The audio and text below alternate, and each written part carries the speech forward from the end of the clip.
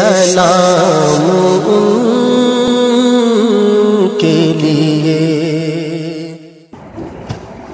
بسم اللہ الرحمن الرحیم، نحمده ونصلي ونسلم على رسول الكريم، اما بعد، اعوذ باللہ من الشیطان الرجیم، بسم اللہ الرحمن الرحیم،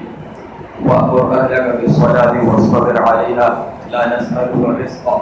نَحْنُ نَرْزُقُكَ وَالْعَاقِبَةُ لِلتَّقْوَىٰ، صدق اللہ العظیم۔ گزشتہ کئی دنوں سے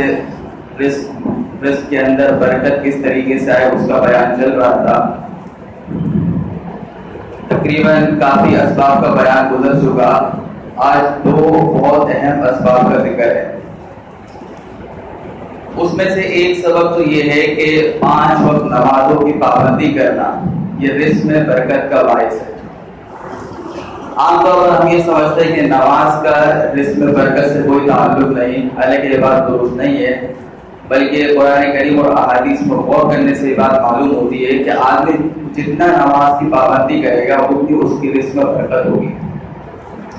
سورۃ طٰہٰ کے اندر ارشاد ہے نبی کریم صلی اللہ علیہ وسلم کو کہ آپ اپنے گھر والوں کو نماز کا حکم دیجیے اور خود بھی اس پر ثابت قدم رہیے، یعنی خود بھی نماز کی پابندی کا اہتمام کریں۔ آگے فرمایا کہ لا نسألک رزقا، اب آپ سے یہ طلب نہیں کرتے کہ آپ جو ہے رزق کمانے کے اندر لگ جائیں، رزق تو ہم آپ کو دیں گے۔ اور دوسری جگہ اللہ نے ارشاد فرمایا کہ وما خلقت الجن والانس الا لیعبدون، کہ ہم نے انسان اور جنات کو خالص اپنی عبادت کے لیے پیدا کیا ہے۔ یعنی مقصد جو انسان کی تخلیق کا وہ یہ ہے کہ انسان عبادت میں لگ جائے، اور ہر مسلمان یہ بات بخوبی جانتا ہے کہ عبادت کے اندر سب سے مقدم درجہ، پہلا درجہ جو وہ نماز کا ہے۔ تو جب ظاہر سی بات ہے کہ انسان اپنے مقصد کے اندر لگا رہے گا، نماز کی پابندی کرے گا، تو جو ضرورت ہے رزق، اللہ تعالیٰ اس کو بخوبی پورا فرمائیں گے۔ ابن کثیر رحمہ اللہ اس کے ذیل میں حدیث نقل کرتے ہیں کہ جب رزق کی تنگی پیش آتی تو نبی کریم صلی اللہ علیہ وسلم اپنے گھر والوں کو جو ہے نماز کا حکم دیتے تھے،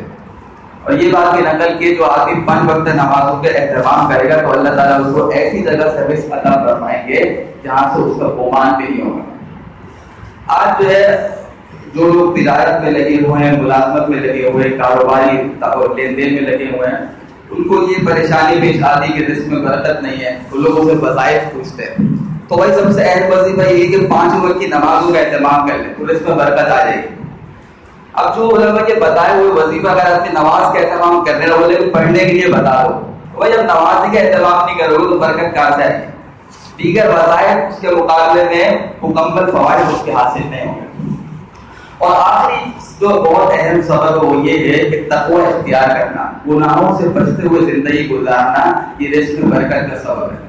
قرآن کریم اللہ نے ارشاد فرمایا وَلَوْ أَنَّ أَهْلَ الْقُرَىٰ آمَنُوا وَاتَّقُوا لَفَتَحْنَا عَلَيْهِمْ بَرَكَاتٍ مِّنَ السَّمَاءِ وَالْأَرْضِ، کہ اگر بستی والے ایمان لے ہیں اور تقوی والی زندگی اختیار کر لیں، یعنی گناہوں سے بچتے ہوئے زندگی گزار لیں، تو آسمان اور زمین کی برکتیں ان پر نازل کر دیں گے، آسمان اور زمین کی برکتوں کے دروازے کھل دیں گے۔ اللہ فرماتے اس کا مطلب یہ ہے کہ جتنی بھی انسان کی ضروریات کو اللہ تعالیٰ وافر مقدار میں اس کی پورا کر دیں گے، کشاد کی عطا فرما دیں، کسی قسم کی کمی نہیں ہوگی۔ تقویٰ کس چیز کا نام ہے کہ فرائض اور واجبات کو پورا کرے اور گناہوں سے بچے۔ لیکن یہاں ایک اہم بات سمجھنے کی یہ ہے کہ جس طریقے سے جھوٹ سے بچنا، غیبت سے بچنا یہ ضروری ہے تقوی کے لیے، جو ہمارے کاروباری معاملات ہیں اس میں ہر اس چیز سے بچنا ضروری ہے، ہر وہ چیز تقوی میں داخل ہے جو شرعی تعلیمات کے خلاف ہو۔ اب آپ کاروبار کر رہے ہیں، ملازمت کر رہے ہیں، لین دین کے معاملات کر رہے ہیں تو اس سے جھوٹ سے بچنا پڑے گا، بددیانتی سے بچنا پڑے گا، معاہدے کی خلاف ورزی سے بچنا پڑے گا،